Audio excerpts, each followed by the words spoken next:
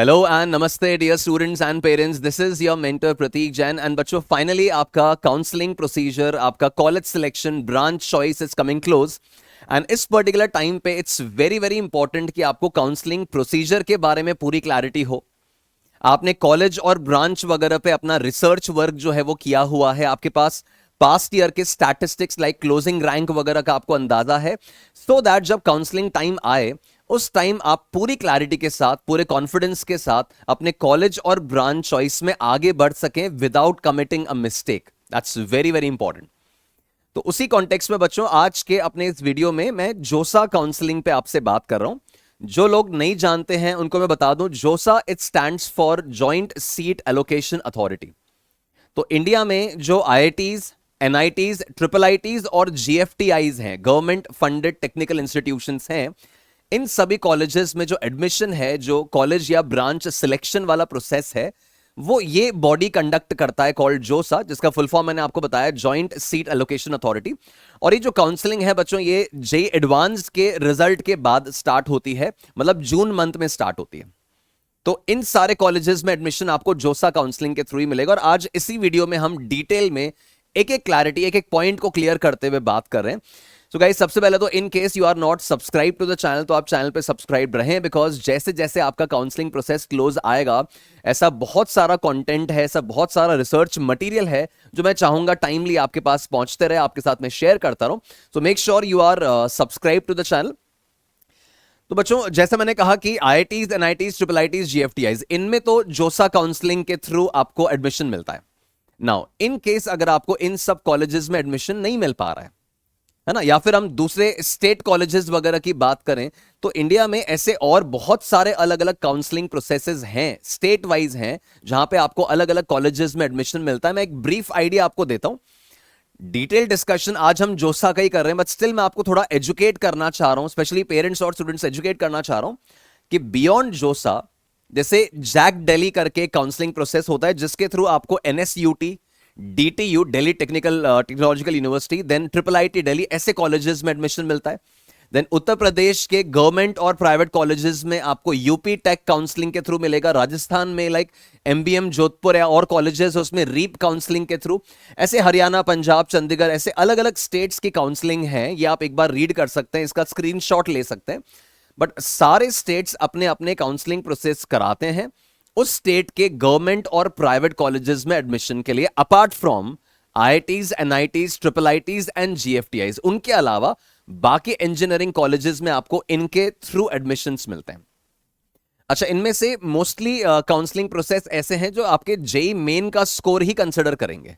कुछ ऐसे हैं जो अपने अपने स्टेट का एग्जाम लेते हैं, लाइक वेस्ट बंगाल जेई, ये अलग से अपना एग्जाम लेते हैं। या महाराष्ट्र का मैं बताऊं तो एमएचटी, सीईटी, ये जेई मेन का स्कोर भी लेते हैं और ये अपना एग्जाम भी लेते हैं। तो ये आपको पता होना चाहिए कि जोसा के अलावा भी बहुत सारे काउंसलिंग प्रोसेसेस हैं जिनके थ्रू आप स्टेट, गवर्नमेंट या प्राइवेट कॉलेजेस में जा सकते हैं। बट जैसे मैंने कहा, आज हमारा डिस्कशन जो है वो जोसा पर ही है। नाउ गाइज, आज के इस वीडियो में जोसा काउंसलिंग के बारे में मैं 3 मेन मैटर्स आपसे डिस्कस करूंगा। बड़ी आराम से, तसल्ली से पूरा वीडियो आप सुने इसका, ताकि आपको बाद में कंफ्यूजन्स नहीं आए। तो गाइज, सबसे पहले तो बात होगी अबाउट कि जोसा का पूरा प्रोसेस है क्या, मतलब ओवरऑल क्या पर्पस है, कैसे इसको हमें आगे प्रोसेस करना है। सेकेंडली, क्या स्ट्रैटेजी हमें रखनी होती है अपना ब्रांच सिलेक्ट करने के लिए, है ना, मतलब हम किस ऑर्डर में अपना चॉइस फिल करें, किस तरह से हम आईआईटीज, एनआईटीज, ट्रिपल आईटीज को अपनी प्रेफरेंस लिस्ट में भरें, तो उसकी स्ट्रैटेजी क्या होना चाहिए वो अपन समझेंगे। और कौन सी मिस्टेक्स हमें अवॉइड करनी है अपनी चॉइस लॉक करने के पहले, अपनी प्रेफरेंस लिस्ट को फाइनलाइज करने के पहले, कौन कौन सी मिस्टेक्स को हमें अवॉइड करना है। 3 मेन पैरामीटर्स, 3 मेन मैटर्स आपको बताऊंगा। एक तो प्रोसीजर, फिर देन चॉइस फिलिंग कैसे करनी है, और कौन सी मिस्टेक्स हमें अवॉइड करनी है।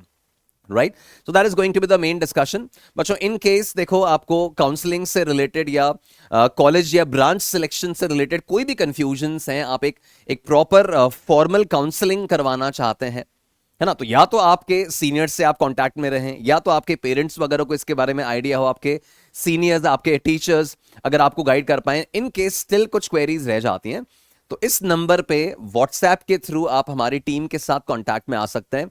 Will try to help you in all possible ways, right, but make sure guys you do not commit a mistake, और आपको एक प्रॉपर कॉलेज और ब्रांच इसके थ्रू मिल पाए। राइट? चलिए बढ़ते हैं आगे।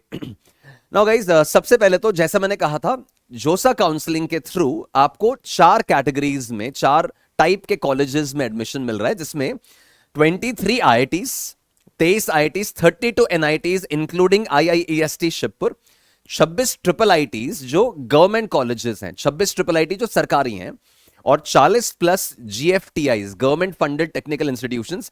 इन सब में एडमिशन जोसा काउंसलिंग के थ्रू होता है। और ऐसे बहुत सारे कॉलेजेस हैं जिनमें एडमिशन अलग अलग काउंसलिंग प्रोसेसेस के थ्रू होता है, जो मैंने आपको अभी नाम बताए थे। बट जोसा में मतलब जोसा के थ्रू इन कॉलेजेस में एडमिशन होगा।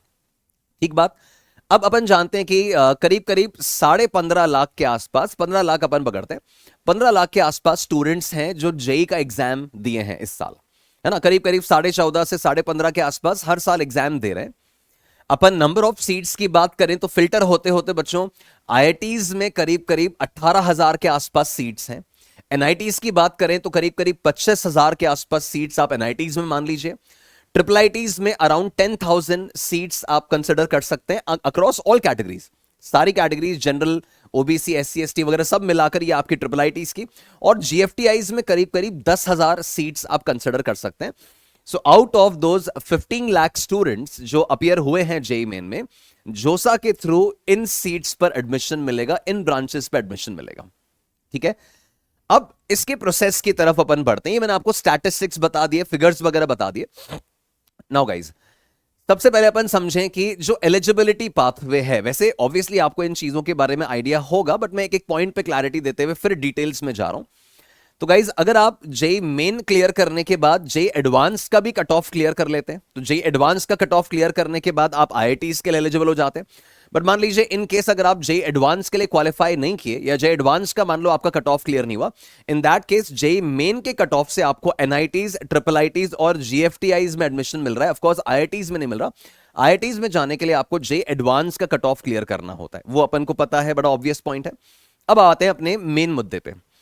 अब गाइस, जेई एडवांस के रिजल्ट के बाद जब जोसा काउंसलिंग के रजिस्ट्रेशन स्टार्ट होंगे, ये जून फर्स्ट वीक में आप मान के चलें स्टार्ट होंगे, तो जब ये रजिस्ट्रेशन स्टार्ट होंगे तो आपको सबसे पहले जोसा की इस वेबसाइट पे जाना होगा, है ना? ये josa.nic.in, ये अपडेट्स आपके पास यूजुअली पहुंच जाते हैं, बट आप इन वेबसाइट को चेक करते रहेंगे। वहां पे सिंस जेई मेन का, जेई एडवांस का आपने फॉर्म भरा होगा, मान लो एडवांस के लिए क्वालिफाई नहीं किए तो मेंस का आपने फॉर्म भरा था, तो वहां से आपकी डिटेल्स इंपोर्ट हो जाती हैं। तो आपको दोबारा से अपनी सारी डिटेल्स भरनी नहीं है, बट उनको एक बार देख लेना है कि आप अपनी डिटेल्स एक बार देख लें कि सारी सही डिटेल्स इंपोर्ट हुई हैं, जेई मेन का रैंक वहां सही दिखाया गया है, आपका नाम, कैटेगरी वगैरह सब सही दिखाया गया है। और इन केस अगर कुछ कुछ एंट्रीज पे एडिट का ऑप्शन आ रहा है, तो वहां अगर आपको एडिट करने की रिक्वायरमेंट है तो वो आपने कर लिया, तो अपना डेटा आप वेरीफाई कर लोगे वहां पे, और फिर अपना एलिजिबिलिटी कंफर्म करोगे। Now this is a very very important step, यहां गड़बड़ नहीं करनी है ना? तो समझना मैं क्या बोल रहा हूं एलिजिबिलिटी के बारे में। बच्चों, एक चीज वहां पे आती है, the state of eligibility rule. अब एनआईटीज के कॉन्टेक्स्ट में अगर मैं आपको बताऊं तो ना, कोई भी एनआईटी जो है उसमें 50% सीट्स जो हैं वो होम स्टेट वाले बच्चों के लिए रिजर्व्ड होती हैं, और 50% सीट्स जो हैं वो आउटसाइड स्टेट, अदर स्टेट्स के लिए रिजर्व्ड होती है। मतलब अगर मैं बात कर रहा हूं फॉर एग्जांपल एनआईटी राजस्थान, मतलब अपने एनआईटी जयपुर की बात करूं, एमएनआईटी जयपुर की बात करूं, तो एमएनआईटी जयपुर में, एनआईटी जयपुर में 50% सीट्स जो है वो राजस्थान स्टूडेंट्स के लिए रिजर्व्ड है, और बची 50% सीट्स वो अदर स्टेट्स में रिजर्व्ड रहेंगे। ऐसा हर स्टेट के लिए है। तो अब ऐसे केस में आप कौन से स्टेट के माने जाएंगे, आपको कौन सा स्टेट होम स्टेट माना जाएगा, उसका मैं आपको बता रहा हूं। गाइस, आप किस होम स्टेट के माने जाएंगे वो इस बात पे डिपेंड नहीं करता कि आप कहां के निवासी हैं, या आप कहां पे बर्थ हुआ था, आपका कहां पे 10th हुआ था। नहीं, आपने क्लास 12th बोर्ड एग्जाम किस स्टेट से दिया है वो आपका स्टेट कोड ऑफ एलिजिबिलिटी माना जाता है, वही आपका डोमिसाइल है ना? तो आप निवासी कहां के हैं वो फर्क नहीं पड़ रहा है। मान लो अगर आप, मान लीजिए प्रिपरेशन के लिए दिल्ली मूव कर गए थे, आप प्रिपरेशन के लिए दिल्ली चले गए, बट आप हो यूपी के, आपने 12th अगर दिल्ली से दिया है तो आपका स्टेट ऑफ एलिजिबिलिटी दिल्ली ही माना जाएगा, यूपी नहीं माना जाएगा आपका, है ना? So must reflect the state where you pass your class 12th board exam, not your domicile और रेसिडेंशियल स्टेट। इस बात में गलती नहीं करना है। आपका डोमिसाइल, आपका होम स्टेट वो है जहां से आपने 12th दिया है। ठीक बात, ये बात समझ में आ गई? नाउ अब अगला पॉइंट यह है कि जब आप चॉइस लिस्ट वगैरह भरोगे ना, जब आप प्रेफरेंस लिस्ट भरते हो, आपको जोसा काउंसलिंग में मेन काम क्या करना है? प्रेफरेंस लिस्ट भरनी है कि आपको कौन सा कॉलेज और कौन सा ब्रांच चाहिए। तो गाइस एक पर्टिकुलर कॉलेज और ब्रांच मिलकर एक चॉइस बनाते हैं। फॉर एग्जांपल मुझे एनआईटीज का मुझे चॉइस भरना है, अपनी लिस्ट में भरना है। तो एनआईटी जयपुर का computer science that is taken as one choice. फिर एनआईटी जयपुर का ही electronics that is considered as one choice. तो एक कॉलेज प्लस ब्रांच ऑप्शन मिलकर एक चॉइस माना जाता है उस लिस्ट में। ठीक है, अब ऐसे जब आप चॉइस लिस्ट भरेंगे बच्चों, आपके पास एक बहुत बड़ा पूल अवेलेबल होता है। आपको लिमिटेड चॉइसेस भर के कहानी खत्म नहीं करनी है, आप बहुत सारे चॉइसेस भर सकते हैं। तो उसके बारे में मैं आपको समझाता हूं कि कैसे क्या कहानी करनी होती है। तो बच्चों, जब आपने अपना काउंसलिंग मान लो जोसा वगैरह पे पोर्टल पे आपने रजिस्ट्रेशन वगैरह कर लिया, अब मान लीजिए अगर आप जे एडवांस क्वालिफाई कर गए हो, जे एडवांस्ड आपने क्रैक कर लिया है, तो आपको अपने मतलब चॉइस लिस्ट में भरने के लिए आईआईटीज के ऑप्शन भी अवेलेबल होंगे, एनआईटीज के भी होंगे, ट्रिपल आईटीज के भी होंगे, जीएफटीआईज के भी होंगे। बट इन केस अगर आप जे एडवांस्ड क्रैक नहीं कर पाए हो, या मान लो आप जे एडवांस्ड के लिए क्वालिफाई ही नहीं किए थे, तो ऐसे केस में आपके पास प्रेफरेंस लिस्ट में भरने के लिए एनआईटीज, ट्रिपल आईटीज और जीएफटीआईज के ऑप्शन ही अवेलेबल होंगे बस। ठीक है, अब मेन बात कि सर क्या 10-12 चॉइसेस ही भर सकते हैं? नहीं, आप भर भर के, बहुत बड़ा लिस्ट होता है बच्चों, और एग्जॉस्टिवली आपको पूरा लिस्ट भरना होता है। अब कैसे आपको ये चॉइस फिलिंग भरनी होगी? जब आप अपना चॉइस फिलिंग में जाओगे तो आप क्या करें, मान लीजिए आपका ऑल इंडिया रैंक जो है वो करीब करीब 15,000 के आसपास है। तो सबसे पहले तो आपको ये देखना है पास्ट ईयर के डेटा के हिसाब से, 2025 के हिसाब से, 2024 के हिसाब से 15,000 ऑल इंडिया रैंक पर पिछले साल जनरल कैटेगरी में कौन कौन सी ब्रांचेस, कौन कौन से कॉलेजेस मिले थे, पहले आपको वो डेटा देखना होगा, है ना। अब या तो वो डेटा आप खुद रिसर्च करके फाइंड आउट करो, जोसा की वेबसाइट पे अवेलेबल है, या तो आप अपने टीचर्स से कांटेक्ट में आओ, अपने सीनियर्स से कांटेक्ट में आओ, आपके पेरेंट्स अगर वो रिसर्च कर पाए तो उनसे आप करवाएं।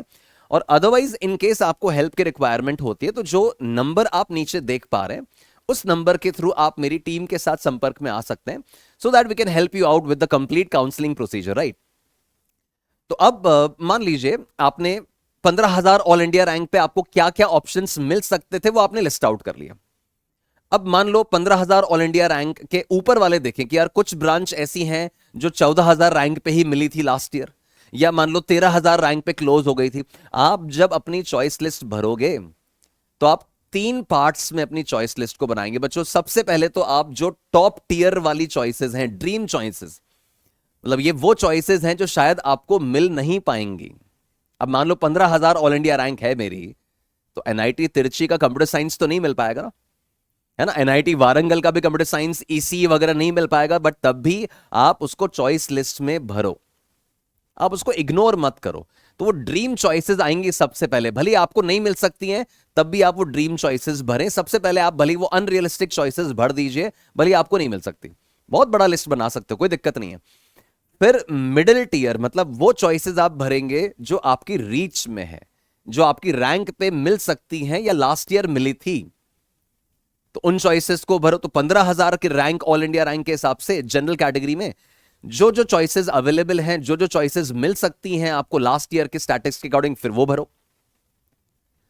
फिर उसके बाद सबसे नीचे बॉटम टीयर, मतलब सेफ्टी चॉइसेस, वो भरनी होती हैं कि इन केस चलो ड्रीम चॉइसेस तो वैसे भी नहीं मिल पा रही थी, फिर रीच वाली चॉइसेस, मान लो वर्स्ट केस रीच वाली चॉइसेस अगर नहीं मिली तो फिर मुझे सबसे सेफ चॉइसेस भरनी होती कि भाई ये तो पक्का मिल ही जाएंगी। तो लास्ट में वो चॉइसेस भरनी है जो अल्टीमेटली आपको फॉर श्योर मिल जाने वाली है।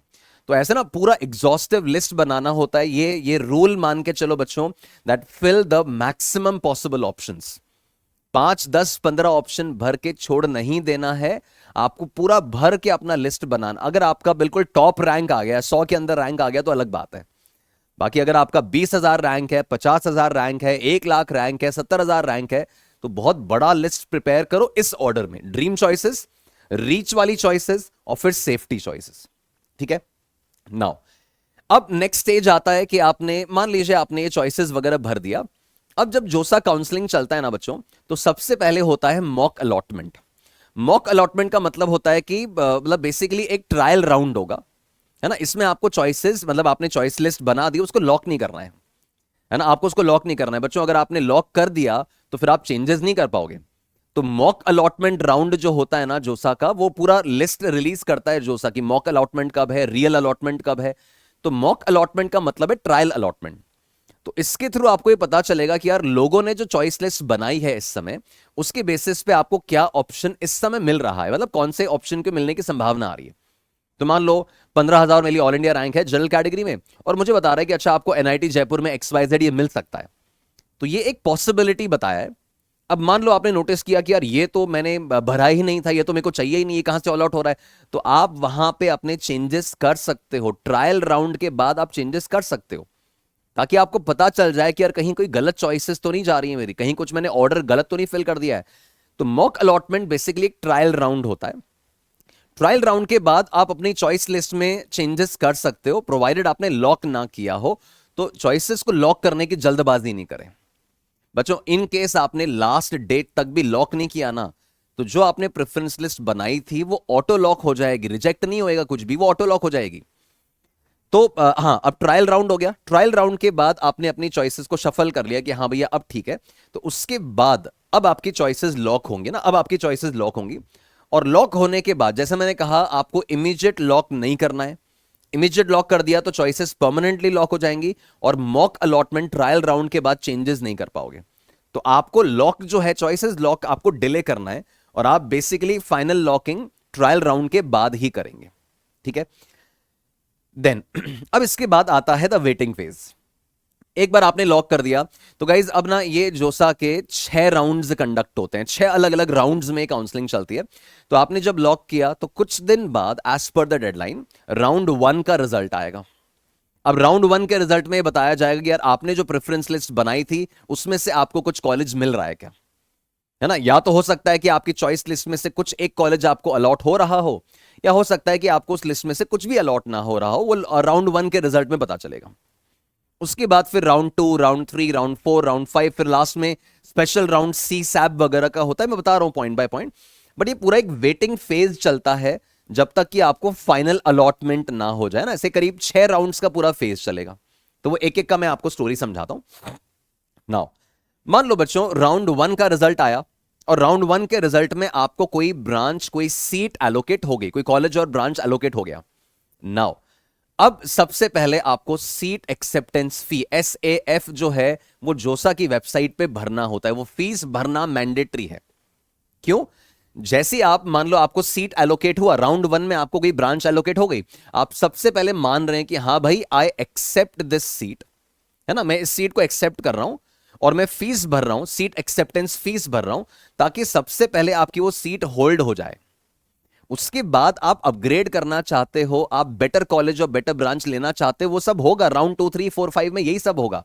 बट पहले आपको राउंड 1 में SAF भरना है, ताकि आप ये कह रहे हैं कि भाई I accept this seat, but मैं बेटर सीट चाहता हूं। इन केस आपने यहां पे पहले राउंड के बाद सीट अलॉट हो गया आपको, और पहले राउंड के बाद आपने पेमेंट नहीं किया, या किसी कारण से आपका पेमेंट गड़बड़ हो गया और नहीं हुआ ना, तो आप आगे के सारे राउंड्स के लिए डिस्क्वालीफाई हो जाते हैं। यहां गलती नहीं करनी है, यहां गलती नहीं करनी है बच्चों। ध्यान रखें इस चीज का कि आपको SAF भरना है, भले आपको सीट पसंद नहीं आ रही है, भले आपको वो कॉलेज और ब्रांच पसंद नहीं आ रहा है, आप चाहते हैं कि अपग्रेड हो, बेटर मिले, तब भी उस सीट को होल्ड करने के लिए आपको फीस भरनी है, ताकि आप आगे के राउंड्स के लिए एलिजिबल हो पाए। So now after this fees you are eligible for upgradation in the subsequent rounds. ये बात समझ गए? अब सीट एक्सेप्टेंस फीस, ये फीस सबमिट होने के बाद अब राउंड 1 में आपने फीस भर दिया। अब राउंड 1 में क्या होगा, आपके पास 3 चॉइसेस आएंगी। आपके पास 3 चॉइसेस आएंगी। या तो बोलेगा कि भाई जो सीट आपको मिली है आप उसको फ्रीज करना चाहते हो, या उसको फ्लोट करना चाहते हो, या आप उसको स्लाइड करना चाहते हो। तो मैं एक एक करके आपको इसका मीनिंग समझाता हूं क्या है। मान लीजिए आपने जो ब्रांच आप चाहते थे, टॉप मोस्ट चाहते थे कि मुझे NIT तिरची CS चाहिए था, और आपको वही अलॉट हो गया, है ना। मतलब आप अपनी ब्रांच, अपनी कॉलेज से संतुष्ट हो कि भाई जो मेरे को चाहिए था वो मुझे अलॉट हो गया, मुझे और कोई अपग्रेड नहीं चाहिए, मुझे और कोई चेंज नहीं चाहिए, मुझे इसी सीट को लॉक करना है। अब इसके चांसेस कम होते हैं ना, कुछ ही बच्चे ऐसे होते हैं जिनको अपना एग्जैक्ट मन चाहा मिल जाता है, वो टॉप रैंक में मिल जाता है। तो अगर आपको आपका मन चाहा मिल गया है, आपको कोई और बदलाव नहीं चाहिए, इन दैट केस आप अपनी चॉइस को फ्रीज कर दोगे।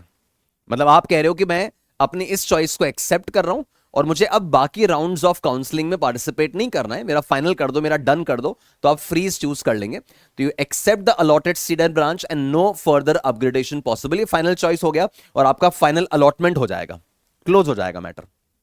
बट अब अगर आप कह रहे हैं कि नहीं यार ये तो मुझे इससे बेटर ऑप्शन चाहिए, तो ऐसे केस में बेटर ऑप्शन के लिए, अपग्रेड के लिए दो तरीके हैं, या तो फ्लोट या स्लाइड। अब फ्लोट और स्लाइड में क्या फर्क है वो भी समझ लीजिए अच्छे से।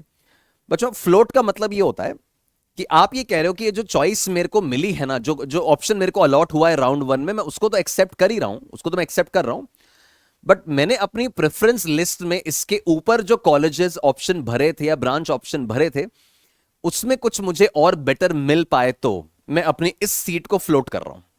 मतलब बेसिकली आप राउंड 2 के लिए जोसा को कह रहे हैं कि मेरी प्रेफरेंस लिस्ट में इसके ऊपर जो जो था ना, उसमें से अगर कुछ मिल पाए तो मुझे वापस से अप्लाई करना है अपग्रेड के लिए। तो ऐसे केस में आपका कॉलेज या ब्रांच दोनों अपग्रेड हो सकते हैं, डिपेंडिंग ऑन कि आपने उस चॉइस के ऊपर अपनी प्रेफरेंस लिस्ट में क्या भरा था, है ना। तो उसके हिसाब से आपको अपग्रेड मिलेगा, जो आपने लिस्ट में भरा था उसके हिसाब से। अच्छा, अपग्रेड केवल उसी पे मिलेगा जो आपकी चॉइस लिस्ट में है। अब यार तुमने जो चीज चॉइस लिस्ट में भरा ही नहीं है, वो तो कैसे अपग्रेड होके मिल जाएगा। तो आपकी चॉइस लिस्ट में मान लो आपने एक्स, वाई, जेड और डब्ल्यू भरा था, अब आपको डब्ल्यू मिल गया है, तो आप फ्लोट कर रहे हैं कि नहीं भाई देखो वाई मिल सकता है क्या, एक्स मिल सकता है क्या, तो आपने फ्लोट कर दिया, ठीक है। नाउ तीसरा ऑप्शन आपको मिलता है स्लाइड।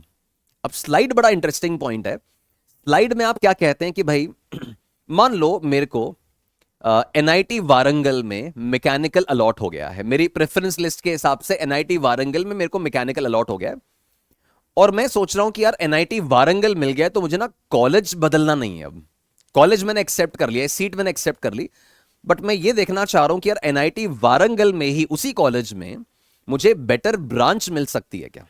और बेटर ब्रांच मिल सकती है कब, जब वो पहले मेरी प्रेफरेंस लिस्ट में होनी चाहिए। तो मैं जैसे ही मुझे एनआईटी वारंगल मैकेनिकल मिला तो मैंने उसको एक्सेप्ट किया और बोला कि एनआईटी वारंगल में ही ईसीई मिल सकती है क्या, एनआईटी वारंगल में ही सीएस मिल सकती है क्या। मतलब आप कॉलेज बदलना नहीं चाह रहे हैं, अब आप उस कॉलेज में केवल ब्रांच अपग्रेड चाह रहे हैं as per your preference list. और वो भी कब अपग्रेड हो पाएगा, जब वो पहले आपकी प्रेफरेंस लिस्ट में अवेलेबल हो ऑप्शन। तो अगर आप कंप्लीटली लॉक करना चाह रहे हैं तो फ्रीज, अगर आप अपनी प्रेफरेंस लिस्ट में कॉलेज और ब्रांच दोनों के अपग्रेड चाह रहे हैं, जो जो आपने ऊपर भरे हैं, तो फ्लोट। और अगर आप चाह रहे हैं कि नहीं मुझे अब कॉलेज चेंज नहीं करना है, जो राउंड 1 में मिला है कॉलेज यही वाला चाहिए, इसमें बेटर ब्रांच मिल पाए मेरी प्रेफरेंस लिस्ट के अकॉर्डिंग, तो स्लाइड। ये समझ में आ गया, ठीक है। इसमें बहुत समझदारी से कॉल लेनी होती है, अदरवाइज ऐसा कॉलेज कई बार गड़बड़ अलॉट हो जाता है, आप सोच रहे होते कि यार ये तो मैंने सेफ्टी के लिए भर दिया था जस्ट, और मेरे को यही अलॉट हो गया, और फिर यार 4 साल उसी ब्रांच उसी कॉलेज को जीना भी तो है, 4 साल उसी में तो पढ़ना है। तो यहां बहुत समझदारी, रिसर्च और एक्सपीरियंस से आपको ऑप्ट करना होता है कि आपके लिए क्या उचित है ना। तो इस बात पे जरूर ध्यान देंगे। तो जैसे मैंने बताया, फ्रीज का मैंने आपको समझा दिया कि फी पेमेंट के बाद या तो फ्रीज का ऑप्शन है अगर आप सीट अलॉट कर रहे हो और आपको और अपग्रेड नहीं चाहिए। फ्लोट का मैंने बता दिया कि आप eligible for higher preferred institute और ब्रांच, इंस्टीट्यूट और ब्रांच दोनों बदल सकते हैं। और स्लाइड के केस में आप केवल अपग्रेड ब्रांच में चाह रहे हैं इन द सेम कॉलेज। तो ये आराम से एक एक पूरा पढ़ लेना, आप स्क्रीनशॉट ले लेना ताकि कंफ्यूजन्स नहीं हो आगे। तो ये 3 मैंने आपको कहानी बता दी। नाउ अब एक बार आपने फ्लोट या फ्रीज या स्लाइड वगैरह करके राउंड 1 में फिर आपने लॉक कर दिया कि भाई मैंने फ्लोट कर दिया फॉर एग्जांपल, तो अब 2-3 दिन बाद फिर राउंड 2 का रिजल्ट आएगा। अब राउंड 2 के रिजल्ट में अगेन आपको बताया जाएगा कि राउंड 2 में आपको क्या मिला।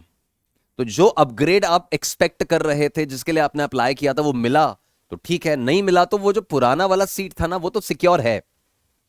फिर आप वापस से ऑप्शन आएगा कि अब फ्लोट करना है कि फ्रीज करना है कि क्या करना है, फिर से आप वही करोगे, देन राउंड 3 की तरफ चले। तो ऐसे करते करते राउंड 5 तक ये पूरा कहानी चलता है, फ्रीज, फ्लोट और स्लाइड का राउंड 5 तक चलता है। और मान लो राउंड 5 में भी अगर आपको कुछ अलॉट नहीं हुआ तो फिर स्पेशल राउंड्स की तरफ बात जाती है, ठीक है। अब मान लीजिए फॉर एग्जाम्पल आपको कुछ ना कुछ सीट एलोकेट हो गया, राउंड 5 आते आते कुछ सीट आपको अलॉट हो गया। उसके बाद आता है डिजिटल डॉक्यूमेंट वेरिफिकेशन। अब बच्चों, डॉक्यूमेंट वेरिफिकेशन जो है वो ऑनलाइन ही होता है पहले तो, तो आपको अलग अलग डॉक्यूमेंट सबमिट करने होते हैं। तो मैं डॉक्यूमेंट्स कौन कौन से चाहिए उसके लिए एक सेपरेट वीडियो मैं अपलोड करूंगा, तो उसमें आप देख सकते हैं कि डॉक्यूमेंट चेकलिस्ट क्या है। अपने डॉक्यूमेंट्स टाइमली आप रेडी कर लें। बट हाँ, मेनली आपको प्रोविजनल लेटर, अलॉटमेंट लेटर की भाई तुमको ब्रांच अलॉट हुई है, वो अलॉटमेंट लेटर चाहिए होता है। फीस रिसिप्ट जो आपने एसएफ भरी थी वो चाहिए होता है। क्लास 10 12 की मार्कशीट्स, पासिंग सर्टिफिकेट्स अपन को रिक्वायर्ड होते हैं। आधार, डोमिसाइल, है ना, state of eligibility, category certificate, disability certificate, ऐसे अलग अलग सर्टिफिकेट्स आपको रिक्वायर्ड रहेंगे। वो मैंने आपको कहा कि मैं एक सेपरेट वीडियो में पूरा बताऊंगा। तो राउंड 5 वो अलॉटमेंट वगैरह के बाद में डॉक्यूमेंट वेरिफिकेशन वाला राउंड होता है। वो बिल्कुल पांचों राउंड खत्म होने के बाद का स्टेज है। फिर उसके बाद ऑफ कोर्स आता है फिजिकल कॉलेज रिपोर्टिंग। अगर आपको कॉलेज वॉलेज अलॉट हो गया है तो एक पर्टिकुलर डेट आता है जब आपको उस कॉलेज में ही जाके रिपोर्ट करना है। तो उस कैंपस में जाके आपके डॉक्यूमेंट्स वगैरह सबमिट होंगे, हार्ड कॉपी सबमिट होंगी, उनका वेरिफिकेशन वगैरह होगा। उसके अंदर भी आपको आधार, फिर पासपोर्ट साइज फोटोज वगैरह। इसका मैं कॉलेज रिपोर्टिंग का मैं एक सेपरेट वीडियो करूंगा कि आपको कॉलेज रिपोर्टिंग टाइम पे क्या डॉक्यूमेंट्स लेके जाने हैं, कितनी कॉपीज, करीब करीब 15-20 कॉपीज रेडी रखनी होती है अपन को, तो वो मैं आपको पूरा बताऊंगा। अब बात यह है कि बच्चों, इन केस आपको जोसा के सारे राउंड्स खत्म होने के बाद भी कुछ भी अलॉट नहीं हो पाया, अनफॉर्चुनेटली, होता है ना यार। ऑब्वियसली अभी मेरे अगर जनरल कैटेगरी में 1 लाख रैंक है तो मुझे एनआईटीज, ट्रिपल आईटीज में ज्यादा कुछ अलॉट नहीं होएगा। तो राउंड 5 खत्म होते होते भी मुझे अपग्रेड में, फ्रीज, फ्लोट, स्लाइड वगैरह में कुछ नहीं मिलेगा। तो अब मेरे पास आखिरी लाइफलाइन आती है सीसैब की। ये एक सेपरेट राउंड होता है, स्पेशल राउंड होता है काउंसलिंग का, जो एक्चुअली जोसा के खत्म होने के बाद होता है। अब होता क्या है बच्चों, जोसा काउंसलिंग में जिन जिन कॉलेजेस में जो जो सीट्स वेकेंट रह जाती हैं, मान लो कुछ सीट्स खाली रह गई, उन पे कुछ अलॉटमेंट हुआ ही नहीं है, या मान लो कुछ बच्चे ऐसे हैं जिन्होंने बीच में एग्जिट कर लिया, जोसा काउंसलिंग से एग्जिट कर लिया कि भाई मैं तो एग्जिट कर रहा हूं, पहले दूसरे राउंड में एक्सेप्ट कर लिया था बट बाद में एग्जिट कर गए कि मेरे को तो बिट्स पिलानी मिल रहा है, या मेरे को तो आईआईटीज मिल रहे हैं, या मुझे कोई और कॉलेज मिल रहा है, एनएसयूटी, डीटीयू मिल रहा है। तो वो ऐसे केस में the seats will remain vacant. वो सारी वेकेंट सीट्स, अलग अलग कॉलेज के अलग अलग ब्रांच की जो वेकेंट सीट्स हैं, वो सारा कलेक्ट करके पास ऑन किया जाता है सीसैब। ये एक स्पेशल राउंड अलग से कंडक्ट किया जाता है जिसमें सारी वेकेंट सीट्स को अब भरा जाएगा। और जिन जिन बच्चों को कुछ भी अलॉट नहीं हुआ था, जिन जिन बच्चों ने फ्रीज नहीं किया था, वो सब बच्चे अब सीसैब के लिए एलिजिबल हैं। वो सब बच्चे अब सीसैब राउंड में अपनी फिर से प्रेफरेंस लिस्ट बनाएंगे। तो सीसैब के लिए ऑफ कोर्स, ये मैंने अभी जोसा के लिए वीडियो बनाया है, सीसैब के लिए मैं अगेन एक सेपरेट वीडियो करूंगा जिसमें आप समझ पाएंगे कि सीसैब को कैसे हैंडल करना होता है। बट जैसे मैंने बताया, राउंड 6 वगैरह खत्म होके सीसैब का स्पेशल राउंड आएगा। Now this is a separate counselling specifically for the seats left vacant due to drop outs या non reporting. It is crucial for candidates with lower ranks. कई बार बच्चों ऐसा होता है कि लाखों में रैंक आने वाले बच्चों को भी किसी और टीयर 3 में या टीयर 2 के एनआईटी में मिडिल ब्रांच या केमिकल ब्रांच या सिविल ब्रांच या कई बार सीएस तक मिल जाती है। बट उसके लिए आपको अलर्ट और इन्फॉर्म्ड रहना जरूरी है। होता है ये सीसैब में तो यार, मतलब ऑलमोस्ट आप मान के चलो कि कई बार सही समय पे आप सही जगह पे आपने अप्लाई किया है तो आपको मिल जाएगा। सीसैब में तो बहुत पीछे पीछे रैंक पे भी आपको अच्छा कॉलेज मिल जाता है, पर आपको उस राउंड तक टिकना पड़ेगा, है ना, उस राउंड तक टिकना पड़ेगा if the rank is lower side, आपकी रैंक अगर पीछे है तो ऐसे केस में मैं आपको फिर बोल रहा हूं, don't give up, the ultimate backup plan after main rounds conclude. ये आपका एक बहुत बढ़िया बैकअप प्लान के तौर पे आ सकता है, जहां बहुत सारे बच्चों को मैंने अच्छा कॉलेज और ब्रांच निकालते हुए देखा है पीछे वाली रैंक्स पे। तो इस सीसैब को जरूर करना है आपको फॉलो, अगर आपकी रैंक पीछे है तो, ठीक है। तो ये मैंने गाइज आपको पूरा एक मोटा मोटा स्ट्रक्चर समझा दिया कि किस तरह से ये पूरा काउंसलिंग प्रोसेस चलता है। सीसैब का मैं एक सेपरेट वीडियो करूंगा, डॉक्यूमेंट्स क्या क्या रिक्वायर्ड है उसका मैं एक सेपरेट वीडियो करूंगा। पर बच्चों, जो चॉइस फिलिंग होगा ना, जोसा में जो चॉइस फिलिंग होगा ना, उसमें बहुत अलर्ट रह के, पूरी रिसर्च करके, सारी कट ऑफ्स और क्लोजिंग रैंक, फ्यूचर प्रोस्पेक्ट्स क्या हैं, कौन सा आपका पसंद का ब्रांच है, मतलब आपको सीएस मिल रहा है, दैट डज नॉट मीन कि आपको सीएस ले ही लेना चाहिए। अपनी पर्सनालिटी को आप देखिए, क्या आप 8-9 घंटे कोडिंग वाली जॉब, एआई वाली जॉब करने के लिए रेडी हैं? आप किस तरह का कल्चर चाहते हैं कॉलेज में? आपको किस तरह की सिटी चूज करनी है? आप दिल्ली में रहना चाह रहे हो, या आप मान लो कि और टीयर 2 सिटी भी आपको ओके है? मतलब आपके क्या फ्यूचर गोल्स हैं? आप हायर स्टडीज करना चाह रहे हो, आप इमीडिएटली 4 साल के बाद जॉब करना चाह रहे हो? इन सारे पैरामीटर्स को नाप तोल कर आपको अपनी प्रेफरेंस लिस्ट बनानी होती है। तो ऐसे केस में जैसा मैंने कहा, या तो आपके सीनियर्स आपकी हेल्प कर रहे हैं, आपके टीचर्स आपकी हेल्प कर रहे हैं, अगर वो आपको रिसर्च करके दे रहे हैं तो बहुत बढ़िया। अदरवाइज कहीं भी आपको हेल्प की रिक्वायरमेंट आती है तो इस नंबर पे व्हाट्सएप मैसेज के थ्रू आप मेरे साथ, मेरी टीम के साथ कांटेक्ट में आ सकते हैं and will try to help you in all possible ways. बच्चों बहुत सारे कंफ्यूजन्स आपको आएंगे कि सर बेटर कॉलेज में पीछे वाली ब्रांच लूं या पीछे वाले कॉलेज में ब्रांच को प्रायोरिटी दो, है ना। कॉलेज वर्सेस ब्रांच एक बहुत बड़ा सवाल होता है कि किस चीज को प्रायोरिटी देनी चाहिए। सिटी को प्रायोरिटी दूं, प्लेसमेंट्स को प्रायोरिटी दूं, स्टडीज को प्रायोरिटी दें, है ना। एनआईटी तिरची में सिविल ले लूं या लेट्स से कुरुक्षेत्र में मैकेनिकल या इलेक्ट्रिकल ले लूं। अपन कई बार कंपेयर नहीं कर पाते कि सर कॉलेज अच्छा करके ब्रांच कॉम्प्रोमाइज कर लूं या ब्रांच को टॉप रख के कॉलेज कॉम्प्रोमाइज कर लूं। तो ऐसे कंफ्यूजन्स में मेक श्योर आप पूरी रिसर्च करके अपना डिसीजन लें, बिकॉज बच्चों आपके पूरे 40 साल का करियर आगे, मोर देन 40 इयर्स का करियर इस डिसीजन पे डिपेंड करता है कि आपने क्या कॉलेज और क्या ब्रांच ऑप्ट किया है। सो इन केस हम इस पूरी जर्नी में आपको किसी तरह से हेल्प कर पाए तो आप कमेंट बॉक्स में अपने डाउट्स, अपने क्वेरीज लिख सकते हो या इस नंबर पे क्वेरीज सेंड कर सकते हो, ठीक है। So guys that was all about जोसा काउंसलिंग जो मैंने आपको एक्सप्लेन किया। और कोई भी क्वेरीज हैं तो मेक श्योर आप कमेंट बॉक्स में या इस नंबर पे अपनी क्वेरीज पोस्ट करें। I wish you all the best. मैं चाहूंगा कि आपके जो भी एस्पिरेशंस हैं, जो भी ड्रीम्स हैं, वो फुलफिल हों and you get the best in your life. So guys all the best, stay blessed, thank you, नमस्ते।